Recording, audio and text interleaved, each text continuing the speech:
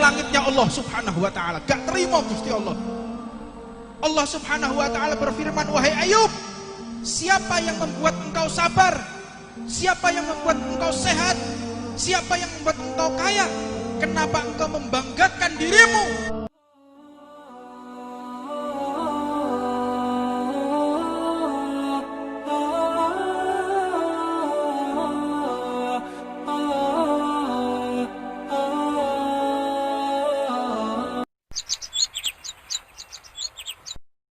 Bismillahirrahmanirrahim.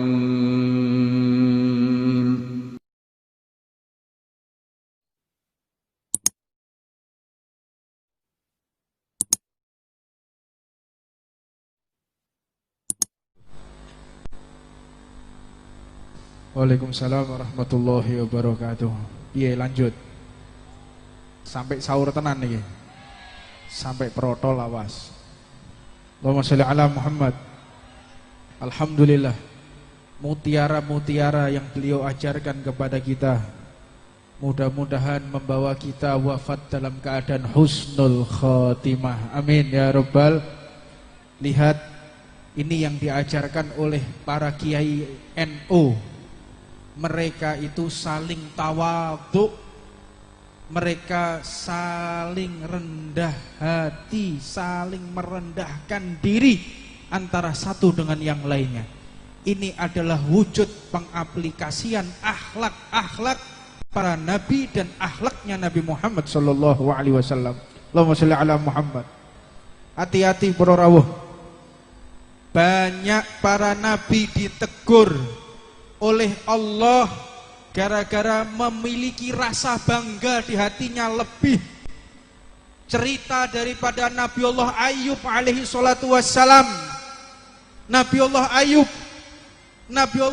ini orangnya tampan, ganteng, sogeh, bojone wayu, soto. Anaknya banyak, perusahaannya luar biasa, sehingga taatnya Nabi Ayub ini semakin hari semakin bertambah.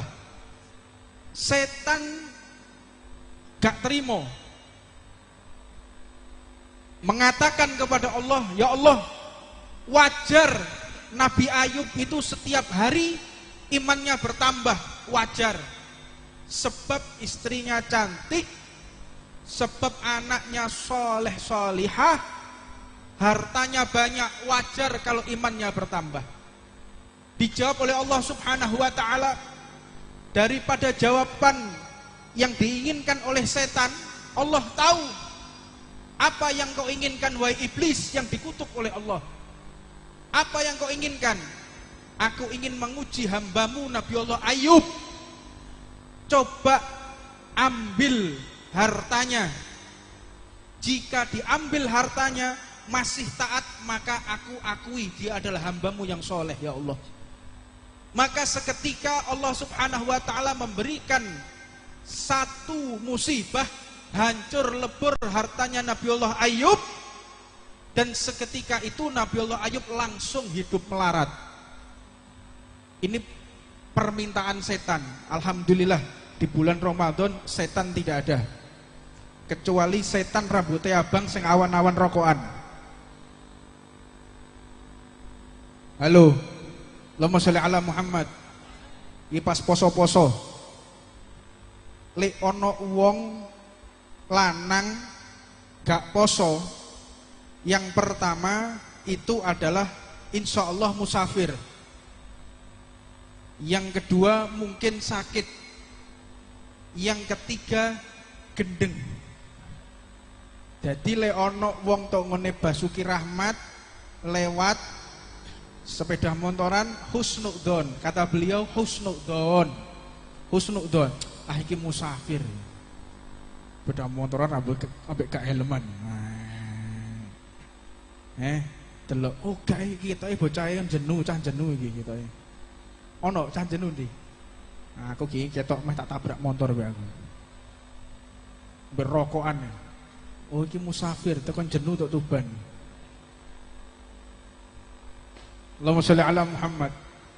Lek musafir gak mungkin, sebab musafir itu biasanya marhalatain, 2 marhalah atau 84 km, maka dikatakan sebagai musafir. Yang kedua, mungkin sakit, ya ora, awake sehat, berarti ya sing nomor 3 berarti kan wis ngono wae.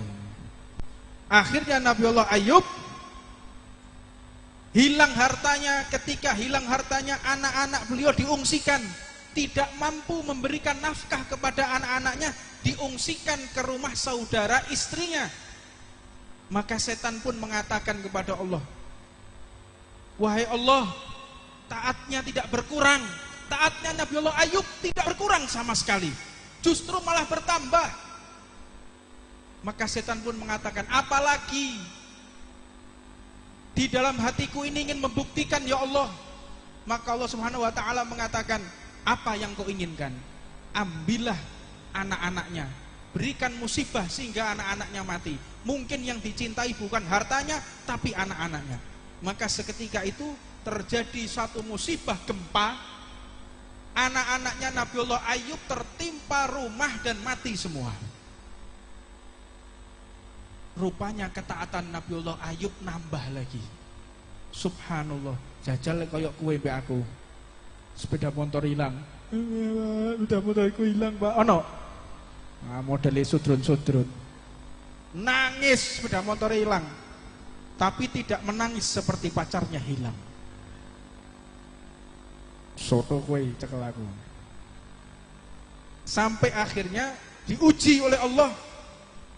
Anaknya meninggal semua. Berikut setan tidak terima, ya Allah, berarti yang dicintai oleh Nabiullah Ayub ini wajahnya yang tampan, wajahnya yang indah. Maka seketika dikabulkan oleh Allah, kesehatannya diambil oleh Allah Subhanahu wa ta'ala, dan Nabiullah Ayub sakit yang sampai tidak ada dagingnya. Jadi hati-hati membaca sirah nabawiyah yang sifatnya Israiliyah, berhati-hati. Jerene mbiyen Nabiullah Ayub itu sakit sampai ngapunten boroen, keluar setnya itu adalah cerita yang bohong, hoax. Ya akeh hoax saiki akeh. Cerita yang tidak jelas sumbernya bisa menjerumuskan kita di jalan yang tersesat. Naudzubillah min dzalik. Akhirnya Nabiullah Ayub menderita sakit. Di dalam tafsir Al-Imamul Baghawi di bab yang ke-17 bahwa beliau sakit selama 7 tahun 7 bulan dan 77 hari. Allahumma sholli ala Muhammad.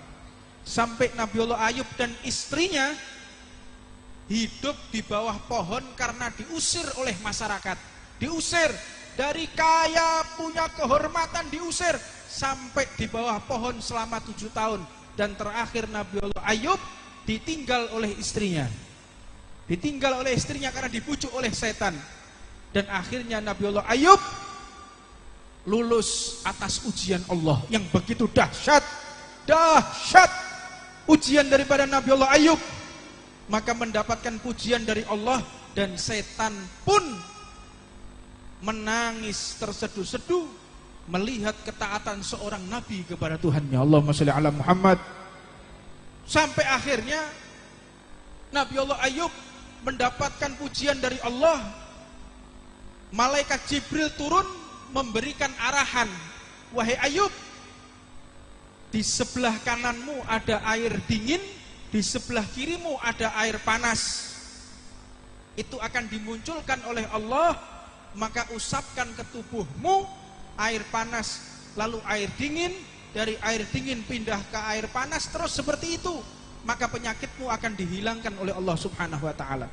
Lek coro saiki niku pengobatan jenenge jacuzzi. Ngerti ora? Ora, ngerti nembak jeding iku tok.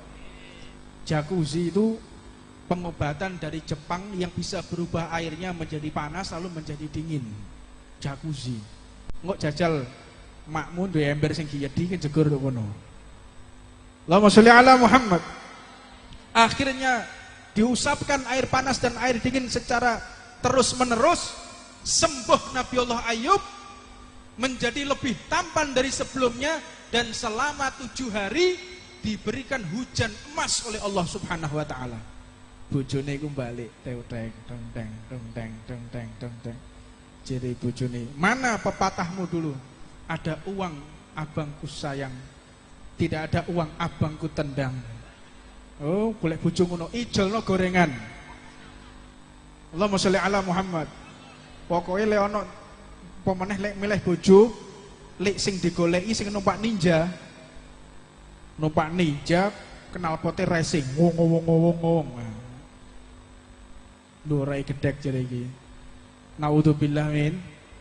Aja mbok pilih sing model kaya ngono. Engko lek kowe payahe kere ditinggal kowe. Allahumma sholli ala Muhammad. Carilah wanita-wanita yang datang di majelis Ar-Ridwan. Allahumma sholli ala Muhammad. Ngono pasti insyaallah sholihah kabeh sing teko iki. Tapi titeni ojo pacar-pacar. Nanging ini poinnya yang disampaikan oleh Bapak Kiai Haji Fathul Huda. Nabiullah Ayub ketika dipuji oleh Allah, beliau merasa bangga dan dikatakan oleh setan, "Wahai Ayub, engkau adalah nabi yang sabar. Engkau adalah nabi yang sabar." Dan Nabi Ayub mengatakan, "Iya, saya ini orang yang sabar." Bergetar langitnya Allah Subhanahu wa taala. Gak terima Gusti Allah. Allah Subhanahu wa taala berfirman, "Wahai Ayub, siapa yang membuat engkau sabar? Siapa yang membuat engkau sehat? Siapa yang membuat engkau kaya? Kenapa engkau membanggakan dirimu? Kok bangga ambil imanmu? Kok bangga engkau merasa dirimu soleh? Yang membuat engkau soleh adalah aku, Allah Subhanahu wa ta'ala." Maka berhati-hati memposisikan hati kita, ojo sampai berbangga diri, merasa diri kita yang paling mulia, merasa diri kita yang paling tinggi kedudukan, faliyadzubillah min dalik, akhirnya menjadi asobiyah. Al-arabu bil asobiyati. Masyarakat jahiliyah niku asobiyah, ngerasa awake sing paling mulya, ngerasa awake sing paling tinggi kedudukannya. Maka mereka disesatkan oleh Allah karena merasa dirinya yang paling diridhoi oleh Allah Subhanahu wa taala. Asobiyah. Ajaran-ajaran Mbah Hasyim Asy'ari, ajaran-ajaran Mbah Wahab Hasbullah mengajarkan kita tawadhu, mengajarkan kita rendah hati, rendah diri. Dan Sayyidina Al-Habib Umar bin Muhammad bin Salih bin Hafid mengatakan, guru kita mengatakan, barang siapa merasa dirinya memiliki kedudukan, ngerasa le awake niki dicintai ambek Allah, di hari itu Allah tidak mencintainya. Pek ngerasa awake niki sing paling mulia, hakikatnya dia telah dihinakan oleh Allah Subhanahu wa taala. Kalau dia merasa pengikutnya banyak, ngerasa le awake duwe jamaah akeh, dia bangga dengan jamaahnya, lihatlah Fir'aun juga punya bala tentara dan akhirnya mati dalam keadaan kafir. Naudzubillah min